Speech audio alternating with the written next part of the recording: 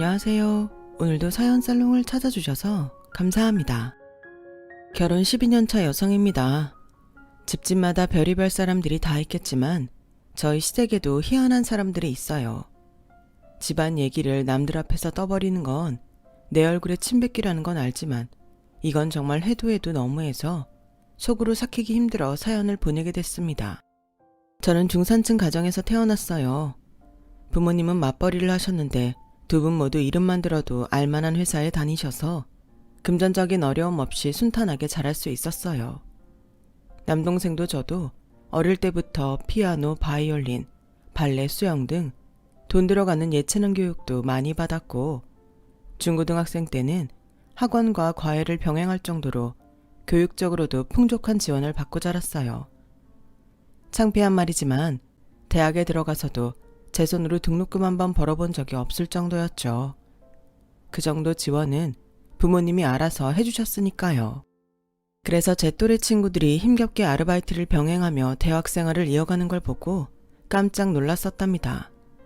그러다 첫 직장에서 저와는 형편이 다른 남편을 만나게 되었고 남편이 살아온 얘기를 들으면서 제가 얼마나 편하게 살아왔는지를 깨닫게 되었어요. 제 남편은 2남 1녀 중 둘째로 위로 3살 많은 형과 2살 아래 여동생이 있어요. 큰아들은 첫째라는 이유로 사랑도 많이 받고 장남이라는 타이틀 덕에 부모님의 전폭적인 지원을 받으며 자랐다더군요. 막내 여동생은 딸이 귀한 집안에 태어난 덕분에 시부모님은 물론 집안 어른들한테도 사랑을 많이 받고 자랐고요. 반면에 제 남편은 어릴 때부터 형과 동생에 치여 제대로 관심조차 받지 못한 채 자라야 했어요. 형보다 성적이 잘 나오면 동생이 지형 이겨먹겠다고 기를 쓴다고 혼나고 성적이 떨어지면 뭐 하나 제대로 하는 게 없다고 혼나곤 했대요. 아니, 무슨 부모가 그래? 자기 혹시 주워온 자식 아니야? 결혼 전 남편과 맥주를 마시다가 남편이 살아온 얘기를 듣곤 제가 발끈했더니 남편이 한숨 섞인 목소리로 그러더군요. 그래도 어린 마음에 내가 잘하면 언젠가는 부모님이 나를 봐주시겠지 했는데 그것도 아니더라. 아버지가 1년 넘게 병원 생활을 하시다가 돌아가셨는데 그중 반년 넘게 내가 병원에서 지내면서 병수발을 했거든. 그런데도 돌아가시기 직전까지 형만 찾으시더라고. 아버지가 병원에 입원하시고 딱 한 번 찾아왔던 형을 말이야. 휴학까지 하고 아버지 병수발을 한 나는 안중에도 없으신 걸 보고 그때 부모님에 대한 기대를 버렸어. 씁쓸한 표정으로 맥주를 홀짝이는 남편을 보니 제가 다 화가 나더라고요.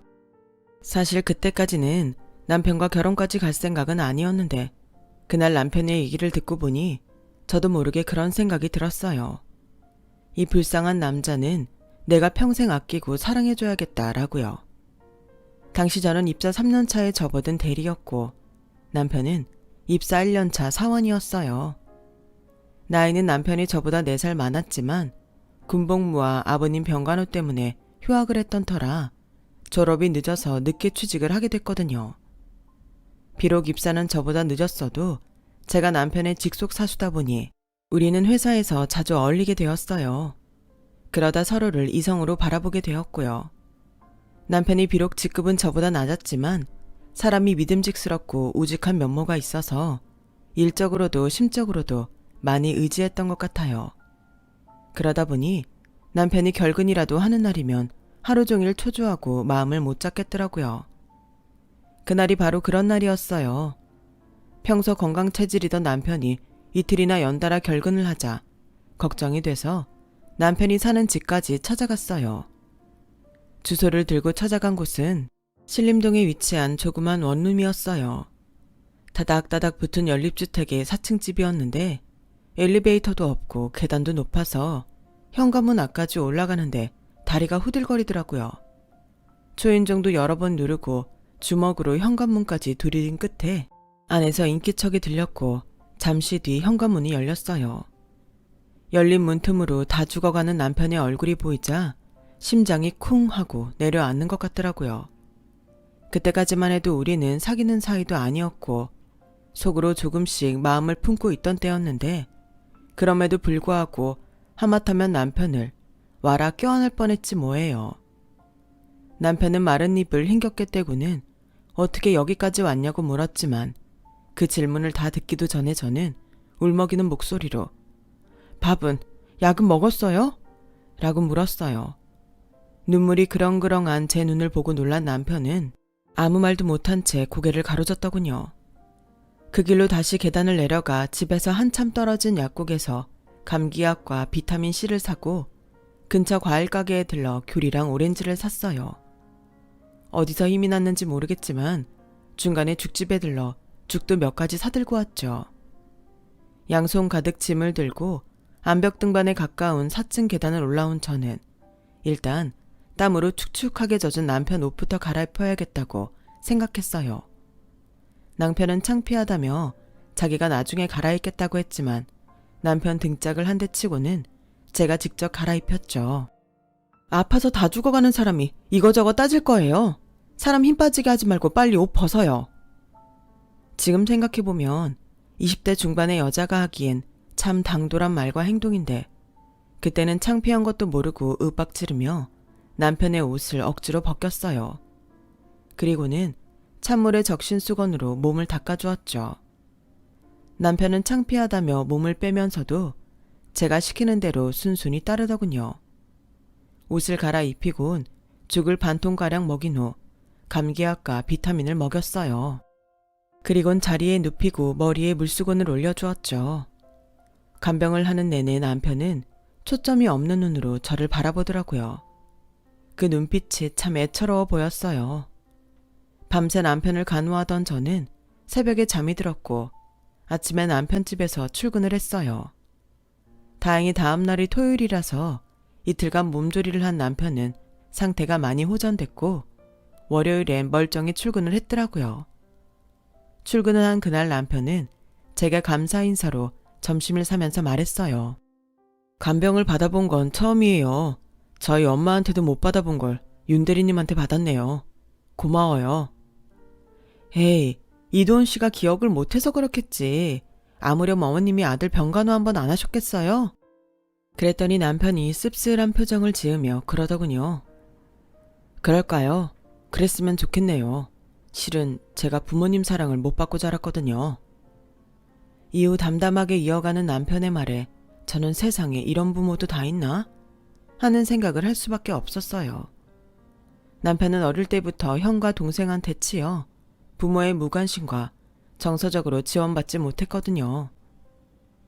대학교 1학년 때였는데 2학기 등록금을 마련하려고 학기 중에도 죽어라 아르바이트를 했어요. 방학 땐 삼복더위에 막노동판에서 타일 붙이는 알바까지 해가며 죽어라 벌었는데 글쎄 그 돈이 감쪽같이 사라지고 없더라고요. 그리고 며칠 뒤에 알게 됐어요. 엄마가 내 등록금을 훔쳐서 형한테 줬다는 걸요. 형은 그 돈으로 여자친구랑 해외여행을 다녀왔더라고요. 어머니는 제 등록금을 훔쳐서 형 유흥비를 대준 셈이었죠. 그런 일이 처음이 아니었는데도 그때는 정말 화가 나서 돌아버리겠더라고요. 등록금이 없으니 휴학이라도 하고 싶었지만 학교에선 휴학을 하려면 먼저 돈을 내고 등록한 뒤에 휴학을 하라니 나 원참. 그때 같은 과 동기 부모님이 돈을 빌려주지 않으셨더라면 내 최종 학벌은 대학 중퇴로 끝났을 거예요. 내 인생 참 구질구질하죠. 남편의 자주 섞인 웃음에 저는 아무런 대꾸도 하지 못했어요. 감기로 인해 남편의 사정을 알게 된 후로 우리는 많이 가까워졌어요. 그 무렵 연애도 시작하게 되었고요. 3년 연애 끝에 결혼을 하게 됐을 때 그제야 저는 그동안 남편의 입으로 들었던 어머님과 형 그리고 시누이를 처음 만나게 되었어요. 당시 아주버님은 다니던 회사를 그만두고 백수로 지내던 때였는데 그래서 더 어머님 심기가 불편한 상태였어요. 네 형은 직장 때문에 밤잠도 설치고 밥도 제대로 못 넘기는데 넌 이런 판국에 결혼을 하겠다고? 아이고, 넌 도대체 뭔 생각으로 사는 거냐? 어쩜 이렇게 눈치도 없고 인정머리도 없어? 어머니, 당장식을 올리겠다는 게 아니에요. 결혼식은 형이 다시 직장을 잡으면 그때 올릴게요. 그러자 아주버님이 볼멘 소리로 그러는 거예요. 이젠 네 결혼까지 걸어가며 날 닥달할 생각이냐? 이게 아주 내 목을 재려고 작정했구나. 왜? 내가 네 월급으로 먹고 사는 게 그렇게 눈꼴실이냐? 그럼 말로 해. 이런 말도 안 되는 짓 버리지 말고. 어릴 때부터 오냐오냐오가 자란 아주버님은 이기적이고 속물적인 사람이라서 저희 결혼을 두고도 자기 편한 식으로만 해석하더라고요. 솔직히 아주버님이 회사에서 쫓겨난 건 불성실한 업무 태도에 분수에 넘치는 사치 때문이었어요. 그런데도 모든 걸 타인의 탓으로 넘기고 자신을 선량한 피해자인 것처럼 믿고 살더라고요. 그나마 결혼을 찬성해준 건 신우이뿐이었어요. 그 이유가 그리 선하지는 않았지만요. 난 작은 오빠 결혼 찬성. 저 언니 구두랑 백 보니까 돈 좀 있는 집 딸인 것 같거든. 난 이참에 새언니한테 붙어서 콩고물 좀 얻어먹을래. 어쩌면 하나같이 이기적인 인간들만 모여있는지 이런 집에서 제 남편이 태어났다는 게 신기할 정도였어요. 그날 어머님은 끝까지 저희 결혼을 허락해주지 않으셨지만 다행히도 몇 달 뒤 아주버님이 새 직장에 취직을 하면서 우리는 결혼 허락을 받을 수 있었어요. 대신 한 가지 조건이 따라붙었죠. 그래, 니들이 그렇게 죽고 못 산다니 어쩌겠니? 결혼해라. 하긴 하는데 이거 하나는 똑똑히 알아둬. 보다시피 우리 집은 도훈이 결혼자금 대줄 돈도 없고 신혼집 구해줄 여력은 더더욱 없다. 그러니 둘이 돈을 모아서 결혼을 하든 네 친정이 부탁해 마련하든 알아서 준비해. 처음부터 시댁에서 금전적인 도움을 받을 생각이 없던 터라 별로 놀랍지도 않았어요. 그런데 저희 수중에 있는 돈으로 집을 구하려니 현실의 벽을 실감하겠더라고요. 저희 부부와 함께 신혼집을 보러 다니시던 엄마는 예산에 맞는 집들의 참혹한 수준을 보시곤 표정이 굳어지셨어요. 그리고는 집에 돌아가 아빠를 어떻게 구슬렀는지 다음날 아빠가 집으로 남편을 불렀어요. 단도직입적으로 말하마. 신혼집 전세보증금은 내가 마련해 줄게. 하나뿐인 딸을 시집 보내면서 뭐라도 해주고픈 친정아빠 심정을 거절하지 않아줬으면 좋겠어. 장인어른, 그러지 않으셔도 됩니다. 부족해도 저희 힘으로 시작할게요. 남편은 극구 사양했지만 아빠도 순순히 물러서지 않으셨어요. 어차피 서영이 결혼자금으로 준비했던 돈이니까 신경 쓸 거 없어. 둘이 열심히 벌어서 평수도 키워가고 집도 사면 되는 거지. 안 그런가? 그렇게 저희는 친정에서 마련해준 보증금으로 전셋집을 구할 수 있었어요. 그랬더니 시어머니가 대뜸 그러시더라고요. 설마 고가 전셋집 하나 구해주고 혼수랑 예단비를 퉁치려고 하는 건 아니겠지? 난 다른 건 몰라도 예단비를 확실히 받아야겠다. 지 형제치고 하는 결혼인데 할 건 제대로 해야 할 거 아니냐? 저희 결혼에 숟가락 하나 안 해주시면서 당신 권리는 어찌나 알뜰하게 챙기려고 하는지 정남이가 뚝 떨어질 정도였어요. 신우이는 자기가 우리 결혼의 1등 공신이라며 명품 백 정도는 받아야겠다고 으름장을 놓더군요. 염치 없는 시댁의 만행은 결혼식을 치르고 나서도 계속됐어요. 특히 시어머니가요. 이제 갓 신혼 살림을 시작한 저희한테 한 달에 200만 원씩 용돈을 보내라고 하시는 거 있죠. 어머님, 어떻게 매달 200이나 드려요? 그건 무리예요. 아니, 그게 뭐가 무리라는 거냐? 도훈이가 100, 네가 100, 반반 부담하면 별것도 아닌데. 게다가 남들은 신혼집 대출금 갚느라 전전긍긍한다는데 니들은 그럴 걱정도 없잖아. 그리고 네가 뭘 모르고 결혼을 한 모양인데 지금까지 우리 집은 도훈이가 벌어다 준 돈으로 먹고 살았어. 그런데 그게 하루아침에 끊겼는데 나라고 별 수 있겠냐? 아들이랑 며느리한테 반반 부담해서 받는 수밖에. 어머님 말은 사실이었어요. 남편은 대학 시절부터 결혼 전까지 거의 가장 노릇을 하며 살았거든요. 하지만 지금까지 가족들한테 피 빨리며 살아온 남편이 이번만큼은 절대 물러설 수 없다는 듯 딱 잘라 말했어요. 어머니, 저도 이젠 제 가정을 지켜야 돼요. 더 이상은 돈 못 해드린다고요. 어머님 용돈은 적정 금액으로 매달 드릴게요. 하지만 생활비는 형이랑 지은이한테 받으세요. 둘 다 성인인데 그 정도는 하고 살아야죠. 어머님은 착한 아들이 여우 같은 마누라를 만나 하루아침에 변했다고 소리를 고래고래 지르셨지만 남편은 들은 척도 하지 않았어요. 하지만 그 일로 저는 시댁에서 공공의 적이 돼버렸죠. 아주버님은 저 들으라는 듯 대놓고 여자 하나 잘못 들어와서 집안이 시끄러워졌다고 볼멘 소리를 했어요. 신우이는 저 때문에 하루아침에 소녀 가장이 됐다며 엄청 저를 갈궈댔죠. 도저히 상식적으로는 이해할 수 없는 시댁 식구들의 모습에 그런 집에서 그간 살아온 남편이 더 불쌍하게 느껴지더라고요. 명절과 시어머니 생신 때에 시댁에 갈 일이 생기면 며칠 전부터 두통에 시달릴 정도로 끔찍한 인간들이었어요. 시댁 문제를 제외하면 만족스러웠던 결혼이 2년이 넘어갈 무렵 저희 집에는 불행이 닥쳤어요. 회사에서 건강검진을 받았는데 남편한테 이상소견이 발견됐거든요. 위암이었어요. 다행히 일찍 발견해서 내시경 수술로 염증 부분과 주위만 제거하면 된다더군요. 의사 말로는 아무리 위암 초기라도 내시경 절제 수술을 받을 수 있는 경우는 5%에 불과하다고 했어요. 침윤이 심하지 않고 분화도가 낮아서 다행이라고요. 그런 말이 위안은 됐지만 그래도 사람 마음이 어디 그런가요? 다른 병도 아니고 암이라는데 생각 같아선 남편이 휴직을 했으면 했지만 남편이 극구 반대를 했어요. 일주일 정도 입원하면 된다는데 굳이 휴직까지 할 필요 없어. 괜히 회사에 알려지는 것도 그렇고 주말 끼고 며칠 휴가 쓸래. 나 괜찮으니까 너무 걱정하지 마. 당신 남편 그렇게 약한 놈 아니야. 당신 두고 절대로 안 죽으니까 그만 울어. 아픈 몸으로도 제 걱정부터 하는 남편을 보니 너무 짠해서 그만 울컥했어요. 사람이 왜 이렇게 바보 같아. 그런 몸으로도 지금 날 위로하는 거야? 사람이 왜 그렇게 물러? 지금은 다른 사람 걱정하지 말고 당신 몸 걱정만 해. 아픈 사람은 좀 이기적이어도 된다고. 속마음과 달리 저도 모르게 목소리를 높였어요.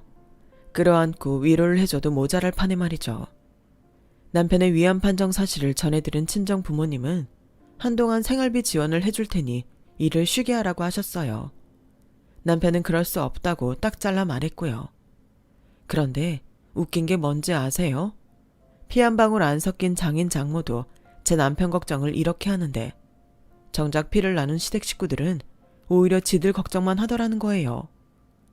그래서 지금 네가 하고 싶은 말이 뭐냐? 내 아들 암에 걸렸으니 나보고 수술비를 내라는 거냐? 간병을 하라는 거냐? 위암 초기라며? 그럼 간단한 수술로 끝날 병인데 뭘 그렇게 난리를 쳐? 말이 나왔으니 말이다만 다 큰 자식 결혼시켜 보냈으면 이제 니들 힘으로 살아야 되는 거 아니냐? 어떻게 나한테 자식 책임을 지라는 거야?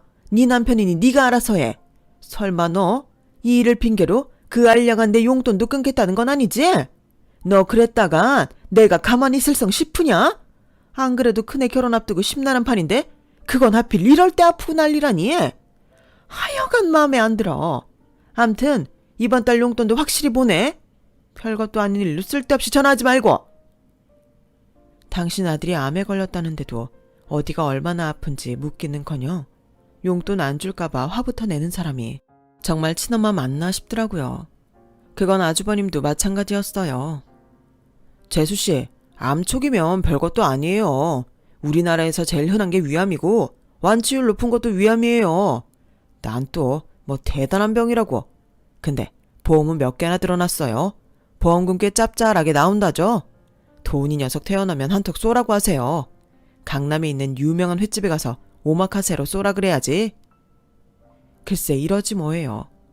지동생이 암에 걸렸다는데 보험비로 회 얻어 처먹을 생각부터 하는 게 인간이에요? 하나같이 쓰레기 같았어요. 이건 가족도 아니다 싶었죠. 다행히 남편의 수술은 잘 끝났고 몸도 금방 회복돼서 회사에 바로 복귀할 수 있었어요. 저희 친정엄마는 하나뿐인 사위 몸보신 시켜야 한다며 보양식을 잔뜩 만들어주셨어요. 아빠는 사위 건강 챙겨야 한다며 저희 집에 운동기구도 하나 놔주셨고요. 지금껏 자기 부모 형제한테 대접도 못 받고 살았던 남편은 저희 친정 부모님의 사위 사랑에 감동했는지 눈시울을 붉히면서도 애써 눈물을 참더라고요. 마음 가는데 몸도 간다고 그 일을 겪은 후로 남편의 저희 친정 발걸음이 잦아졌어요. 딱히 무슨 날이 아니어도 맛집에서 포장해온 음식들을 들고 제 친정에 찾아가기도 하고 저희 엄마랑 극장 데이트도 하고 아빠랑 밤낚시를 가기도 했어요. 저희 부모님은 그렇게 살갑게 구는 제 남편을 큰아들이라고 부르실 정도로 각별히 아끼셨죠. 시댁 문제만 빼면 정말 완벽한 결혼 생활이다 싶었죠. 그러던 어느 날이었어요. 남편이 세상 다 가진 사람처럼 웃음꽃이 피어선 저를 끌어안고 환호성을 치더라고요. 여보, 나 주식으로 얼마 벌었는지 알아? 자그마치 3억이야. 뭐? 3억? 근데 당신이 주식을 했었어? 언제부터? 평소 취미로 주식 투자를 하며 부수입을 올리던 제 동생 권유로 남편도 주식 투자를 해왔었나 봐요. 처음엔 용돈을 쪼개서 투자를 하다가 어느 정도 종잣돈이 만들어지자 공격적으로 달려들었는데 운 좋게 대박을 친 거였죠. 순식간에 생긴 목돈에 기쁘기도 했지만 혹여 이번 일을 계기로 남편이 주식에 목매진 않을까 걱정도 됐어요. 그래서 따끔하게 한 소리 하고는 일정 금액 외에는 절대 주식에 쏟아붓지 말라고 각서까지 받아냈죠. 알아. 나도 더는 안 바래. 괜히 욕심부렸다가 망하기 십상이니까. 그나저나 여보, 우리 이 돈 합해서 집 살까? 가지고 있으면 쓸데없이 쓰게 될 것 같아서 말이야. 사실 남편이 걱정하는 건 딴 데 있었어요. 돈을 손에 쥐고 있으면 시댁에서 또 뜯어갈까봐 겁이 났던 거죠. 마음 약한 제 남편은 자기 엄마나 형제들이 죽는 소리를 하면 자신도 넘어갈 게 뻔하다는 걸 안 탓이었죠. 그리고 그 예상은 빗나가지 않더라고요. 남편이 암에 걸리고 몇 년간 시댁과는 연락도 없이 살았는데 하루는 시누이가 전화를 했더라고요. 결혼할 사람이 생겼다며 상견례 때 오라고요. 그래서 알겠다고 했는데 시누이가 전화를 끊을 생각을 안 낸 거예요. 뭔가 꿍꿍이가 있다 싶었죠. 아니나 다를까 여우같이 콧소리까지 내며 그러는 거예요. 언니, 작은 오빠 친구 상철 오빠 아시죠? 나 어제 길에서 우연히 상철 오빠를 만났는데 그 오빠가 그러더라고요. 작은 오빠가 돈벼락 맞았다고. 주식으로 3억 벌었다던데 정말이에요? 시누이가 전화한 진짜 목적은 이거였어요. 그래서 말인데요. 나 스드메랑 신혼여행비 작은 오빠가 해주면 안 될까요? 3억이나 벌었으면 그 정도는 해줄 수 있는 거잖아요. 안 그래요, 언니? 내가 작은 오빠 결혼에 힘썼던 거 잊은 건 아니죠? 우리 집에서 다 반대하는 결혼 나 혼자 찬성해줬잖아요. 그 은혜 잊으면 안 된다고요. 아가씨, 미안하지만 그건 안 되겠어요. 저희 그 돈 딴 데 쓰기로 했거든요. 그리고 아가씨한테는 저희 결혼할 때 명품 백 해줬잖아요. 지금껏 살면서 나도 못 들어본 그런 고가의 백을 받고도 더 바라면 안 되죠. 언니, 이제 보니까 사람이 좀 그렇다. 돈 천도 안 하는 백 하나 사주고 몇 년째 우려먹으려고 그래요. 돈도 벌 만큼 번 사람이 인심 이렇게 쓰면 곤란하죠. 언니가 정 이렇게 나오면 저도 다 생각이 있어요. 시누이는 성질을 내고는 전화를 끊었어요. 그리고 저 엿먹으라고 제 남편이 주식으로 돈을 벌었다는 소리를 시댁에 알렸던 모양이에요. 득달같이 어머님이 전화를 했더라고요. 도훈이가 주식으로 돈을 좀 벌었다며? 안 그래도 니들한테 할 말이 있었는데 잘 됐구나. 들었나 모르겠는데 우리 큰애가 얼마 전에 회사를 관뒀어. 결혼한 지 얼마 안 돼서 새아기한테 눈치도 보였는데 하늘이 도왔구나. 어머니, 그게 무슨 말씀이세요? 하늘이 돕다뇨. 넌 젊은 애가 왜 이렇게 말귀를 못 알아듣니? 큰애가 직장을 잃었으면 니들이 생활비 정도는 대줘야 할 거 아니냔 말이야. 곳간에서 인신난다고 3억이나 벌었으면 그 정도는 해줄 수 있는 거 아니니? 남도 아닌 형제간에. 그놈의 눈물 나는 형제간의 우애, 기도 안 차는 어머님 말에 저도 모르게 혀를 찼지 뭐예요. 어머님, 좀 뻔뻔하다는 생각 안 하세요? 제 남편 암에 걸렸다고 전화 드렸을 때 어머님이 뭐라고 하셨어요? 다 큰 자식 결혼까지 시켰으면 남은 인생은 니들이 알아서 살라고 하셨던 거 기억 안 나세요? 저요, 그때 어머님 말씀 듣고 뼈저리게 느꼈어요. 내 남편한테 가족은 나뿐이라는 걸요. 적어도 부모라면 병 걸린 아들 병문안은 한번 오셨어야 하는 거 아니에요? 빈말이라도 몸은 괜찮냐고 전화라도 한 통 하셨어야 하는 거 아니냐고요. 그래놓고 이제 와서 돈 뜯어먹겠다고 전화를 해요? 어머님 참 무서운 분이네요. 이런 사람을 어머니로 둔 제 남편이 다 불쌍할 지경이라고요. 뭐? 이게 뚫린 입이라고? 어디서 함부로 짓거려? 니네는 내가 시애미로도 안 보이냐? 네 친정에선 어른한테 이러라고 가르치더냐고? 친정 얘기까지 나오자 뚜껑이 확 열리더라고요. 그래서 있는 힘껏 반격을 하려는데 그때 안방에서 나온 남편이 제 전화기를 가로챘어요. 그리곤 지금껏 본 적 없는 무서운 얼굴로 전화기에 대고 빽 소리를 치더라고요. 그만 좀 하세요. 어머니가 뭔데 이 사람한테 소리를 치십니까? 왜요? 병 걸린 아들은 필요 없다더니 이제 와서 돈 좀 손에 쥐었다니까 다시 아들로 받아들일 생각이 드셨어요? 사람이 힘들어 보니 그때 알겠더라고요. 정말 날 위하는 사람이 누구인지, 날 이용해 먹는 사람이 누구인지 말이에요. 어머니가 어디에 속하는지는 말 안 해도 아시겠죠? 그러니 다시는 저희한테 전화하지 마세요. 그냥 둘째 아들은 암에 걸려 죽었다 생각하고 사시라고요.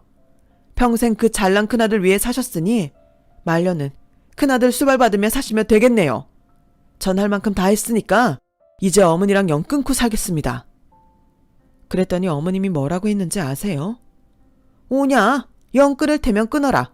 그래도 나 죽을 때까지 용돈은 붙여. 그것까지 끊으면 넌 인간도 아니야. 어머님의 마지막 말에 남편은 어깨를 들썩이며 오열을 했어요. 끝까지 자신을 돈지갑으로만 생각하는 어머니한테 실망을 한 거였죠. 그래도 부모라고 암투병을 하면서도 어머님 용돈은 밀리지 않고 보냈는데 그 결과가 고작 이거라는 사실에 충격을 받았던 모양이에요. 남편은 그 후로 어머님께 보내던 용돈도 딱 끊고 시댁 식구들한테 걸려오는 전화는 모두 차단을 했어요. 저도 마찬가지였고요. 그러자 어머님이 회사로 찾아와 용돈은 왜 안 보내냐고 난리를 치시더라고요.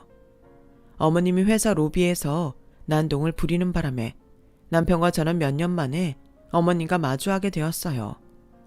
회사 보안 요원이 남편한테 이분이 어머님 맞으시냐고 물었고 남편은 어머님을 빤히 보면서 딱 잘라 말했어요. 아니요, 모르는 사람입니다. 저희 어머니는 돌아가셨거든요.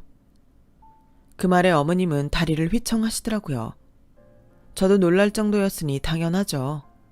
결국 어머님은 보안요원 손에 끌려 건물에서 내쫓겼고 그 후로는 더 이상 찾아오지 않았어요. 살아있는 부모를 죽었다고 말한 제 남편의 태도를 두고 남들은 뭐라고 할지 모르겠지만 솔직히 저는 제 남편 편을 들어주고 싶어요. 남편이 지금까지 살면서 받아온 상처에 비하면 자식한테 버림받은 시어머니 처지는 아무것도 아니라고 생각하거든요. 시누이 결혼식도 불참한 저희 부부는 지금까지도 시댁과는 연락을 끊고 살아요. 남편은 자기 부모한테 못 받은 사랑을 저희 부모님한테 받고 살고 있고요.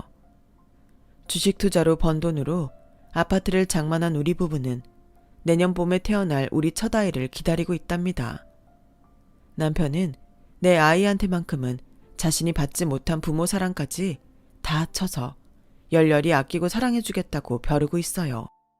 이제는 이 가여운 남자가 가족한테 받은 상처를 털어내고 사랑받는 남편이자 사위, 아빠로 살아가길 바랄 뿐입니다. 지금까지 제 사연을 들어주셔서 감사합니다. 여러분, 사연 댓글에 응원과 현명한 조언 부탁드려요. 좋아요와 구독은 저에게 큰 힘이 됩니다. 오늘도 좋은 일 가득하세요.